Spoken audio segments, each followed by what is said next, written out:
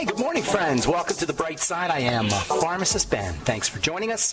844-236-6010 is our number, 844-236-6010 if you have questions about health, nutrition, prescription drugs, if you want to wean yourself off your meds and get on a good nutritional supplement program, we're here for you. If you have questions about Corona mania, this Corona crazy time we're living in, we'd love to talk about that or answer your questions. If you have questions about supplementing or building the immune system to protect yourself against viral infections, we can help you there too. And of course, if you have a success story you'd like to share, or if you just want to comment on anything we're speaking about, 844-236-6010 is our number, 844-236-6010.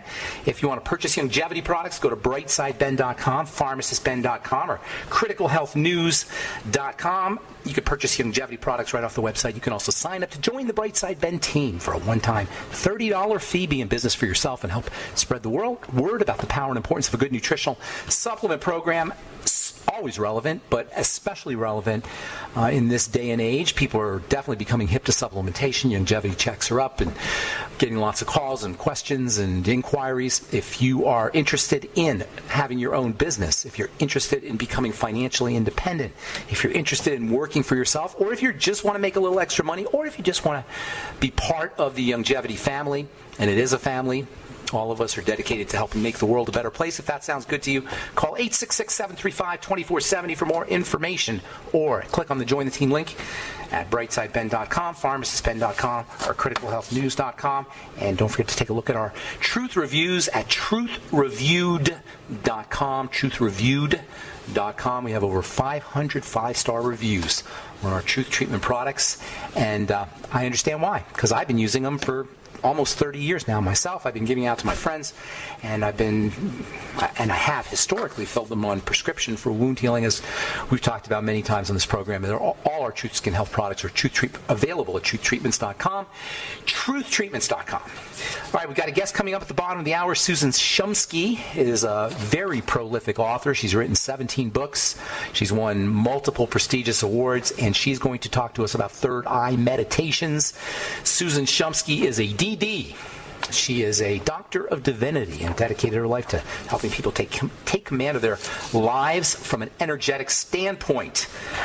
We've been talking a lot of mental health and I guess you could say kind of woo-woo. People call it woo-woo sorts of things on the bright side. I hope you guys don't think of it as woo-woo. Woo-woo is sort of a pejorative, insulting term for stuff when you talk about the effects of stuff you can't see or touch. Woo-woo comes from the world of the invisible. When somebody says, oh, that's kind of woo-woo, it's because they can't see it or touch it or hear it. It seems really non-scientific. Woo sounds non-scientific. And, we have these ideas about what science is. But let me tell you something interesting about science. And I've been a scientist all my life. All my adult life, at least. I've been a scientist, probably since I was in my teens. I've prided myself on understanding chemistry and physics and the world of science. But there's kind of a misunderstanding about science. Science is not rational. Is that a surprise? I'm sure some of you are like, what? Science is not rational? Yeah, science is not rational. And by not rational, I'm talking as a philosophical term. The rational is part of the world of philosophy. And the rational in the world of philosophy is distinct from the sensual. This is a primary distinction in philosophy, the world of the sensual and the world of the rational. The world of the rational is the world of reason, the world of the mind. The world of the senses is, they call it the empirical world. It's rationalism versus empiricism. That's a fundamental battle, I don't want to say battle, fundamental distinction. They actually work together. But in philosophy, that's a distinction that philosophers make, is the world of the rational versus the world of the empirical. The rational is the mind, the empirical is the senses, what you can see, what you can feel, what you can hear. The rational is what you can know logically, what you can deduce logically. The rational tends to be mathematical. Talk about this here in a second. The scientist is, today anyway, maybe not in the past, but today's scientist is materialist. Or materialism is our current scientific paradigm. A couple months ago, I ran into this doctor. He was wearing a mask. The whole story there, and I just started talking to him, and I wanted him to come on the bright side. He was very into this whole COVID thing, and he was like, "Oh, you had to wear masks," and I just wanted him to share his medical point of view. mask wearers, by the way, that's saying something. I'm not judging anybody. I'm not saying you're good or bad if you're a mask wearer or not. But it's just it's a statement. If you're wearing a mask, you're making a statement. You could say you're making the statement, oh, I don't want to hurt other people because I'm kind and I'm really considerate. I don't want to spread infection. So you can say that. You can say I'm scared. But really, wearing a mask is has much more fundamental implications. Wearing a mask says that you believe what you're told. You believe that you might spread something. You believe that you might get infected. It's about believing what you're told. Think about everything we know about this virus is just what we're told. We don't really know things ourselves. We haven't really studied it ourselves for the most part. And if we studied it, we've studied it based on what we're reading in the mainstream, getting from the mainstream media. Nobody really dives into this thing. So if you're wearing a mask, that's kind of a statement. If you don't want to wear a mask, that's another statement. It's a whole other story there. Anyway, he's wearing a mask. I want him to come on the program. He says, okay, I'll come on the program. Next day I call him or I text him. And he says, well, he starts hemming and hawing via text. He says our show is not scientific enough. I've told the story before. He says our audience is not scientific enough. And at first I'm a little taken aback because I'm thinking of myself as a scientist. But the more I thought of it, I realized that for him, science is about the senses. It's about empiricism. He's a doctor. He sees people. An empiricist says, oh my God, people are sick. They're suffering. I see them suffering. I see them sick. And this was his take. You don't know. I'm in the hospital. I see people. That's what an empiricist says. A rationalist says, or somebody who's reasoning, using their reasoning capabilities, not just their senses, but their reasoning, says, well, how do we know what's causing the problem? How do we know it's not the drugs that are causing the problem? How do we know it's not the hospital? How do we know it's not the comorbidity? This is what a rationalist person says. A reasoning person says. A clinical person says, and pretty much all of our doctors, or certainly most of them, are empiricists and nurses. Not that there's anything wrong, by the way, here. I'm just saying this is one way of seeing things, not judging it. Empiricist says, oh my God, people are suffering, we got to do something about it. A rationalist says, well, what exactly is going on here? And this is what's interesting about science. They've got two ways of looking at the world. We can look at it through our mind, our reason, which is logic and requires a certain mental development, which is not common, a certain mental evolution, which is not common. We live in a world where most people use their senses. So we can look at things reasonably, rationally, mentally, which requires evolution, or we can look at it through our senses, which is what most people do, what we can see, touch, feel. That doesn't require any development. Anybody can do that. A baby can do that. And this distinction is really, really important if we're going to take power over our lives, which I'll talk about when we come back from our break. I'm Pharmacist Ben. 844-236-6010 is our number. We'll be back on the bright side right after this.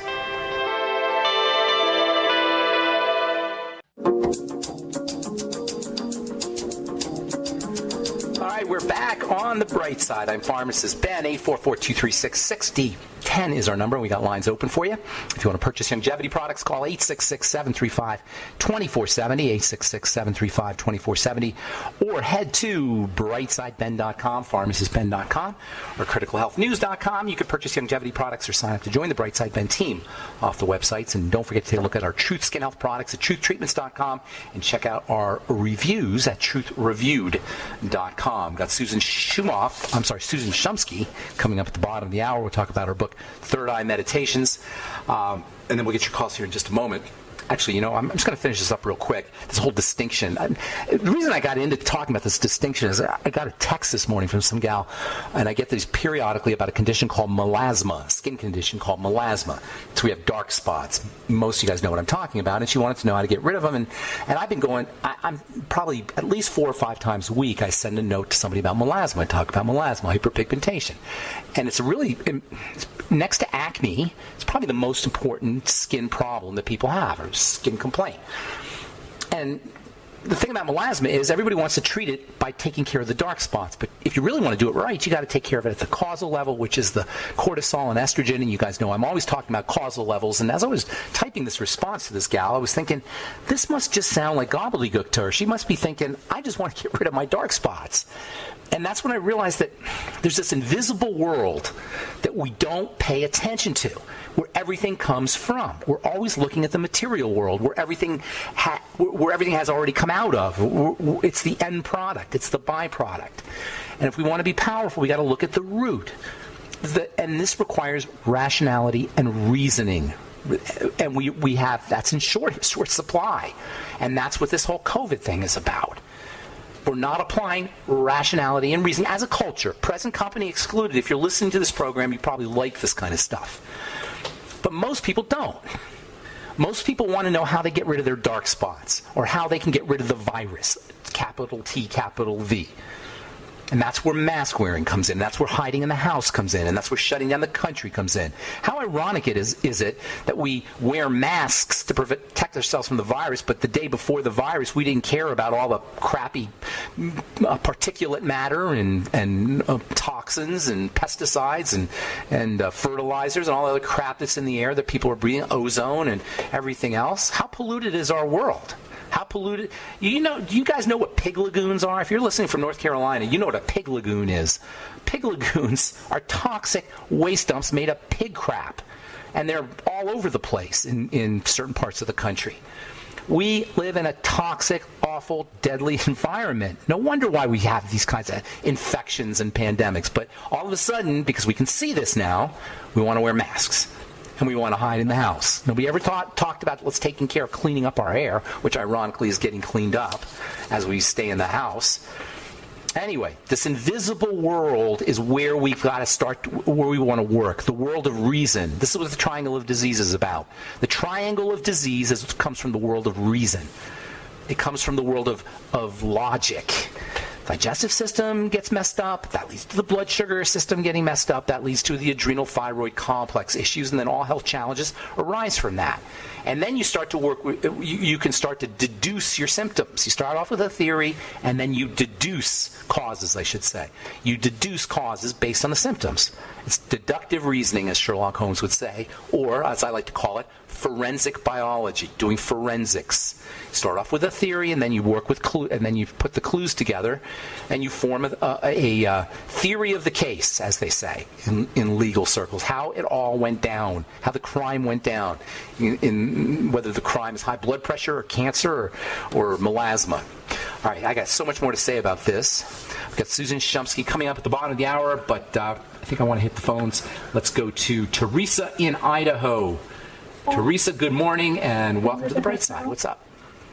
Hello, hi. I'm Frank, Teresa's husband. Oh, okay, gotcha. I'm Frank of Tulsa, but now in Nampa. Oh, Frank in Tulsa. How you doing, Frank? Right. Really fine, thank you. Okay. You moved to Tampa, though. With some issues with Teresa. Yeah, I'm in Nampa. It's beautiful here. Okay. You said Tampa, right? Nampa, N-A-M-P-A. Oh, where is that? It's near Boise. It's a suburb. Oh, you're in Idaho.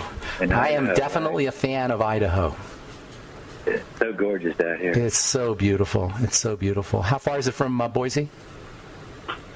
Just a suburb. They're just outside of Boise. Yeah, it's beautiful. What's going on today? Well, my wife is suffering with, she calls it PCOS. Polycystic Ovarian Syndrome? Let me have you talk to Teresa. She can explain a lot better than I can. Okay. Hello? Hi, Teresa. PCOS? Yes. Is that Polycystic Ovarian Syndrome? Yes. Okay, gotcha. Okay, here's the deal with PCOS. I got a bunch of calls, but I'm going to give you some quick advice here on PCOS, and it's not uncommon. PCOS, for the listeners, is when you form a lot of cysts on your ovaries. Polycystic ovarian, they call it a syndrome because there's a lot of things that are associated with it, including weight gain and oily skin and breakouts, problems in menstrual cycles and reproduction, body hair and facial hair and hair loss on the head. Yes. I mean, it's just a whole bunch of stuff. Does that sound familiar? Sluggishness? Yes, and so the biggest problem right now is the weight gain. Okay, and, let me just cut to the chase here. It's not complicated. It's like a lot of things here, Teresa, that we talk about. It's very simple, but it's not easy. Simple in the sense that you got to work on your estrogen and you got to work on your blood sugar. both together. By working on the estrogen, I mean making sure you're having regular bowel movements to clear estrogen, supporting liver health, which will also help you with the blood sugar, and then using things like progesterone and pregnenolone. These are hormones that help balance out estrogen. And don't forget your essential fatty acids, unbelievably important. In fact, not just essential fatty acids, but all the fatty vitamins, very important for estrogen. Then there's the other component, which is the blood sugar component, and they kind of work together. So by doing the estrogen stuff, you're going to help your blood sugar. But directly for working on the blood sugar, staying away from foods that spike your blood sugar, and then using nutrients that help the body process sugar. Chromium, vanadium, what's sweeties. the vitamins that are on? Longevity. Oh, you're going to need more than longevity probably. Longevity is a good start, but you're going to definitely need more than longevity because you're going to need zinc, 50 milligrams a day, vitamin E, 400 IU a day, vitamin A. You're going to have to listen to this again. Don't try to write it down because I'm giving you a ton of information. Vitamin A, 20,000 IU a day. Selenium, you can get that from longevity, 600 microgram a day. The ultimate niacin, you can get that from longevity, of course. And then all the B complex, the entire B complex. There's so much you could do. Most importantly, it's the foods, though. You want to stay away from foods that spike your blood sugar and stay away from foods that you're having problems with, particularly vegetables that you might have problems with. All right, I want to see if I can get one more call in. I hope I helped you. I know that's a ton of information. Probably should do just a whole show on PCOS, which we will do. Thanks for your call, Teresa. Mo, what's going on? You get the last word this segment. What's up? Yeah, hi, Ben. Hey. Okay, I used that copperhead that the lady you had on a couple of days ago. Yeah. And it was fine for the first 10 days. I mean, she was right that if you spray it, your hair will change color, which it did in 2 days. Yeah. But after the 10 days, I don't know if I developed allergy, but I have so much swelling in my face. Swelling where? In your head? No, all in your over body. my cheeks and my ears. Hey, send me a note. Send a note to Ben at ksco.com, and I'll see if I can get a hold of the gal from Copperhead. Ben at ksco.com. Got to go. Thanks, Mo. Appreciate your call. Susan Shumsky coming up at the bottom of the hour. We'll be back on the bright side right after this.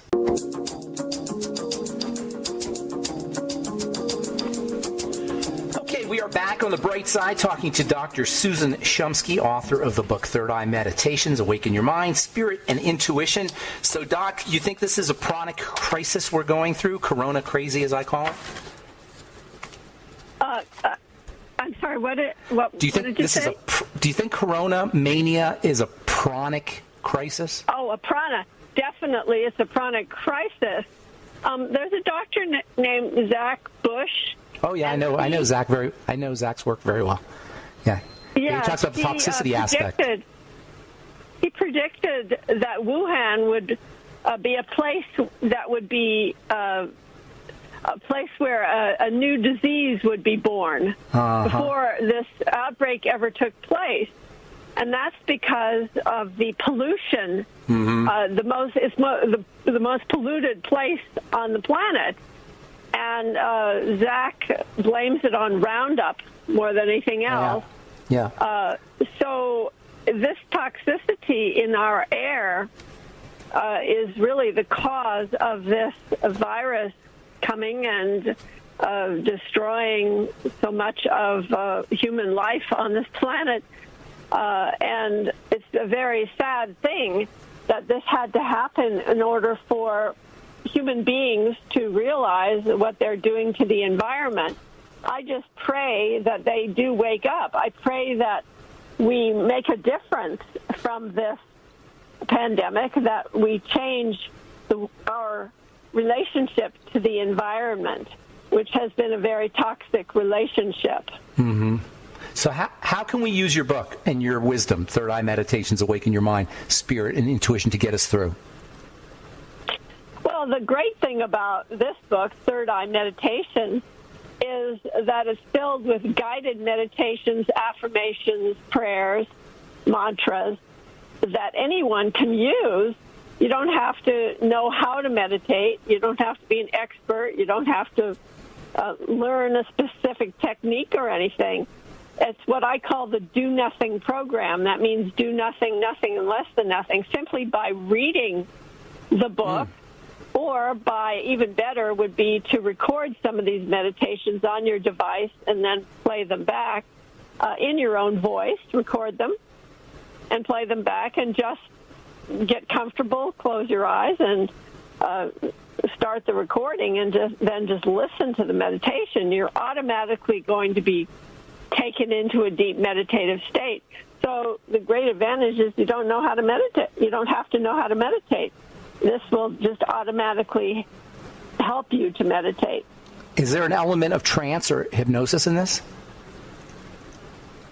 Well, that's an interesting question, because really self-hypnosis is really just simply guided meditation. It isn't really that different. So in a sense, yeah, it's kind of like hypnosis. It's the power of suggestion. It's the power of intention. I like this. Just really, by following the instructions of a guided meditation, you're automatically practicing visualization, even though you don't know that that's what you're doing. I like it. So you're just keeping on with this topic of suggestion, which is a very powerful concept. What is the meta suggestion of all of these meditations? The theme suggestion of the book? Well, since it's called Third Eye Meditations, it's a way for you to develop your third eye through practicing guided meditation. But that isn't really the ultimate goal. Isn't let's develop our third eye. The ultimate goal is to have the benefits from the meditations, and the meditations deal with all different areas of life, anything from health to relationship to well-being to world peace to spiritual awakening. Many, many different topics are covered in the book. These various meditations help you to improve your life in all of these different ways. Okay, so you said third eye, and I noticed in your blurb here you talk about opening the third eye. That's something I hear about all the time. What exactly does that mean? Well, there are many different chakras in your body. In fact, there are hundreds of chakras in your body, but there are 7 major ones. And the 6th chakra, called Agya chakra, is also known as the third eye chakra. It is in the very center of your head. It also extends to the forehead and the back of the head. And it is the center of illumination. It's the center of clairvoyant, clairaudient, clairsentient superpowers or subtle powers of perception. In other words, we have our 2 eyes by which we enjoy the world. We see all the beauties of the world through our eyes. However, there is a third eye, and through the third eye you can see subtle realms of existence. You can see things that are hidden from view. And in order for that to happen, we use our subtle sensory perception. That means subtle sight, subtle hearing, subtle feeling. So we can communicate with beings in other realms. We can see things that average individuals don't normally see. But we all have some subtle sensory perception already developed. For example, if you walk into a party and you see various people, immediately you're going to sense certain people are real uptight, other people are very outgoing, some people seem very timid and shy. We can just sense things about people. Also, if you just walk into a building, some buildings we walk into, we feel we get a good vibe from that. We feel it's a warm, welcoming place. Other buildings, we get creeped out. Some buildings, we just want to run away immediately. If we walk into a bar, a prison, a mental institution, there's going to be a really bad vibe.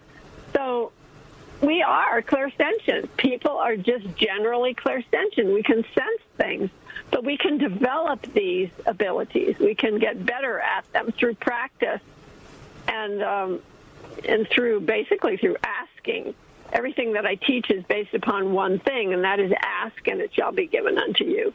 So by asking and having intention, as you mentioned, intention and asking, and practicing, practice, just like any other skill in life, meditation and intuition, these are teachable, learnable skills. Just like playing the piano, just like learning a new language, all it requires really is practice. And the other important element is don't be afraid to make a mistake. because when you start to learn to play the piano, it doesn't sound so great. You know, people don't want to listen to you playing. But with time, it starts to sound really good, and that's because of practice and also because of not being afraid to make a mistake, because you're going to make mistakes in the beginning.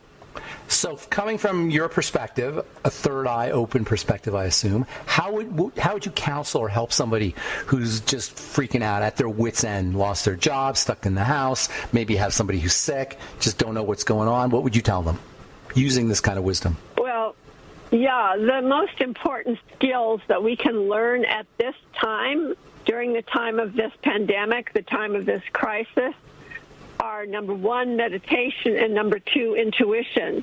And I'll tell you why. First of all, meditation will reduce stress, will reduce the panicky feeling, reduce the fear that we have of the future. Number two, intuition is the most vital skill we need to learn, because we can no longer depend upon the advice of people outside of ourselves. We can no longer depend upon the institutions that we once were able to depend on and that we could count on in the past. The job, the pension, the retirement savings, all these things that we thought we could depend on are no longer really viable necessarily. So now what we can depend on is the ability to glean highest wisdom from within, because all wisdom is within us, and we can tap into that, and then we'll know exactly what to do. We can make decisions with peaceful confidence when we're in touch with our higher self, which is much smarter than our ego. Our higher self knows exactly what's highest wisdom for us to do. And the blessing of this pandemic is that people are now tapping into their true purpose of their life. They are forced to, because they're having to stay at home. I love it. And, hey, Dr. Shumsky, we're out of time. Thank you so much. Yeah. Very inspiring. The book is Third Eye Meditations. Best of luck to you, Dr. Shumsky. Third Eye Meditations, Awaken Your Mind, Spirit, and Intuition. Her website is drsusan.org, and that is all the time we have for today on The Bright Side. Thanks for listening, friends. Have a wonderful, beautiful, awesome, spectacular day. I'm Pharmacist Ben. We'll talk to y'all later. Bye for now.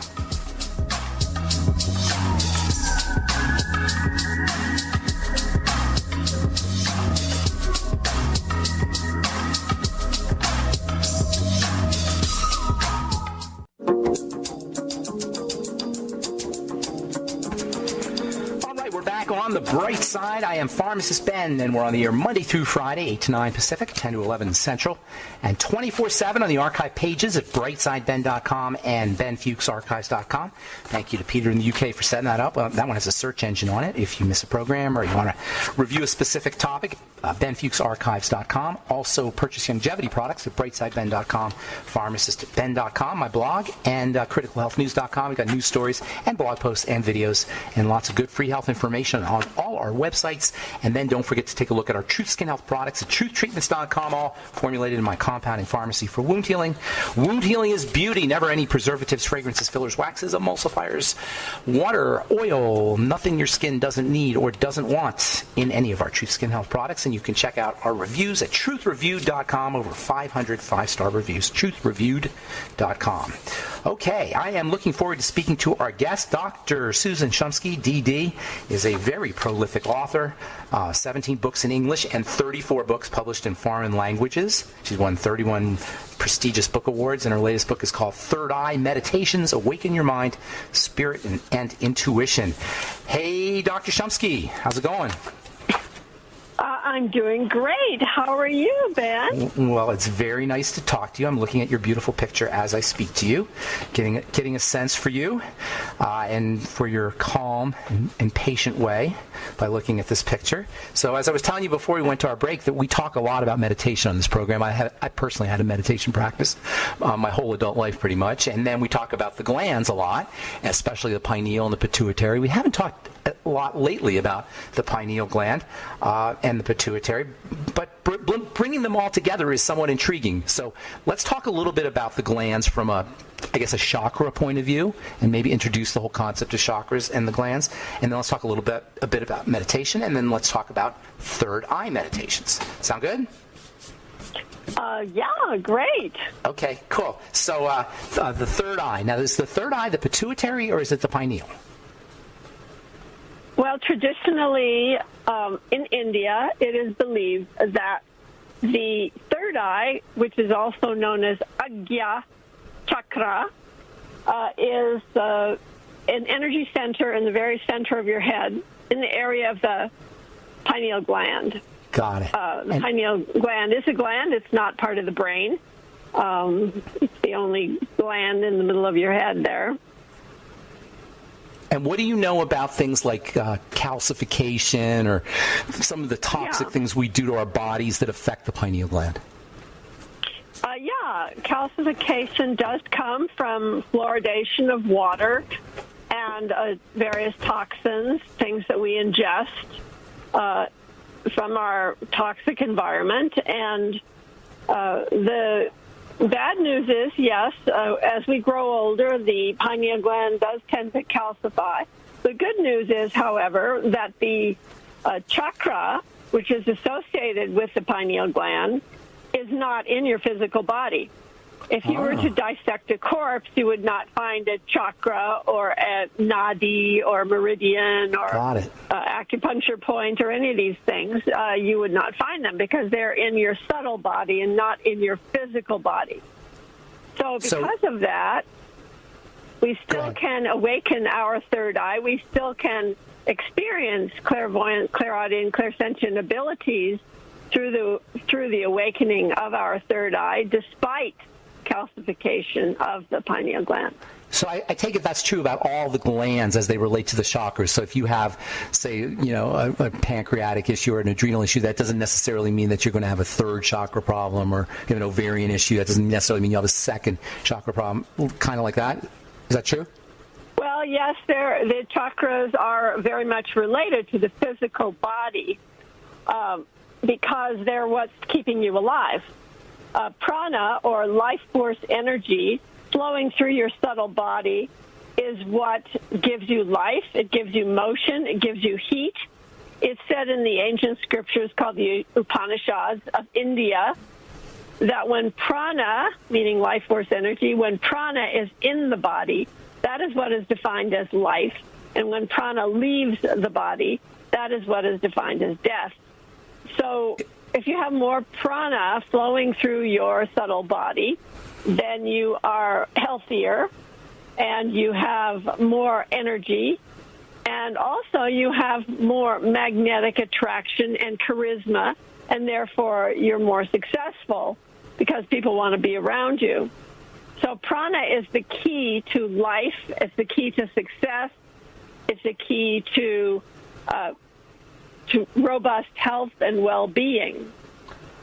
Well, I was going to talk about the pineal gland, but this sounds even more interesting here. How do I get more prana? That's what probably everybody is thinking, including me. How do you get more prana? Yeah. So prana is in several things around us. Prana is in the air, first of all. So that's why in the ancient scriptures and the ancient practices, that's why it's important to practice pranayama, meaning breathing exercises. That's one way to get more prana into your system, is through the breathing exercises. Actually, there's two different parts to increasing prana through the air. First is the greater amount of prana by doing the deep breathing exercises. And secondly would be deep meditation, which refines the prana, where the prana becomes very, very subtle.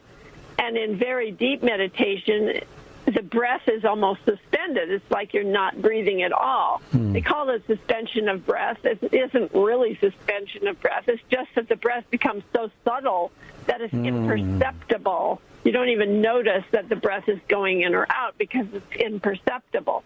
So that's subtle prana. So prana in the air, number one. Is subtle prana more powerful? Is the subtlety give it power? Exactly. Yeah, and it brings more energy. So prana in the air is one. Prana in the water is number two, which would be swimming, bathing. That's why it's important to swim or bathe every day if you can, and that would increase prana in your energy field. A third is sunlight, getting out into the sun, and because prana is in the sunlight. And four, prana is in the food. And in order to get maximum benefit of prana from food, you have to chew your food until it's liquid. Then you get maximum prana from food. So those are the four different ways that we increase prana in our system. And the most powerful way is through meditation. So when I hear you say water and food and sunlight and air, I think of pollution and toxicity. How much has our trashing of the environment affected our prana, our ability to get prana, or the prana itself? Absolutely. That the trashing of our environment, the abuse that we have caused to Mother Earth, definitely is affecting our ability to increase prana in our system. So I'm going to ask you this when we come back from our break. I've got to take a quick break here, but I'm pretty sure I know what you're going to say. What's the relationship between a pranic toxicity or a lack of prana and all of this COVID stuff that we're going through? We'll talk about that when we come back from our break. Dr. Susan Shumsky, her book is Third Eye Meditations, Awaken Your Mind, Spirit, and Intuition. I'm Pharmacist Ben. We'll be back with more of Dr. Shumsky on the Bright Side right